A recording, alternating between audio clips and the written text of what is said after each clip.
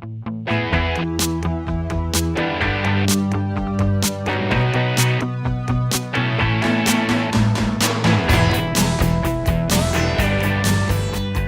from the President Steve Show, and today we're here with Karen Belfi from the Blind Dog Rescue Alliance. Pleasure to meet you, Karen. Hi, nice to meet you. Nice to meet you. Obviously, the name tells it all. You're an organization that deals with blind dogs. Mm-hmm. This is a national organization, and you run a local chapter?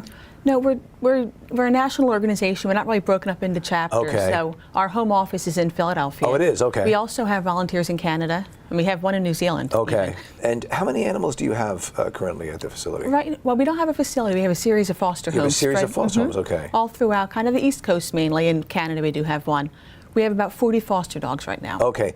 And obviously they're all blind. Blind, visually impaired. So I've found, my wife and I have fostered animals over the years, and we found that a lot of times when an animal is I like to say, slightly irregular, mm-hmm. that they're actually pretty easy to adopt a lot of times because people want, it grabs at tugs at the heartstrings, mm-hmm. and they feel a little extra bit of empathy. Is that your experience? Yeah, actually, because we weren't sure. When we formed back in August of 2009, we were like, maybe we'll take in, 10 dogs a year. Right, we had no idea.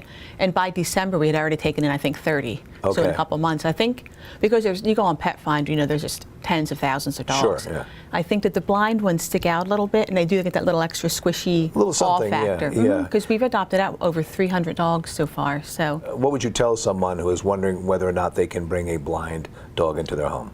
Dogs don't care. Yeah, yeah. I mean, I have a dog with no eyes, so he can't see a thing. You wouldn't believe me if you came to my house. Right. I take him to the off-leash dog park.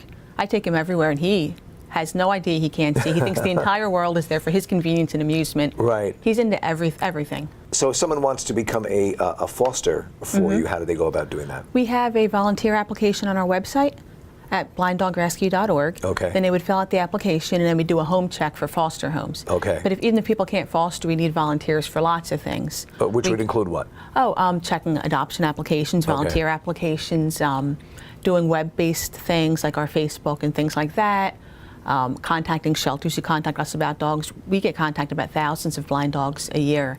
Or owners who need to rehome their blind dog. We need people to contact them and get information. Okay. So there's so many things people can do. And if someone has a dog that they believe is blind and wants to put into your care, how do they go about doing that? That would be the same thing on our website. We have information for owner surrender dogs.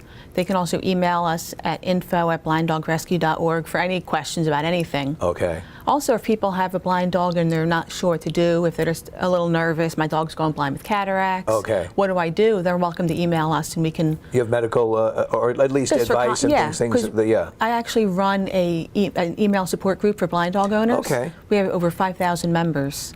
And so I can get them on that, and people can, because people there have already, I've been there, done that. My dog went blind. This is what we did, and so it's just nice to have support because it's such a scary thing when a vet tells you your dog's going to be blind. If people want to donate to your cause, how do they go about doing that? Same thing. Our website, blinddogrescue.org. We have a PayPal.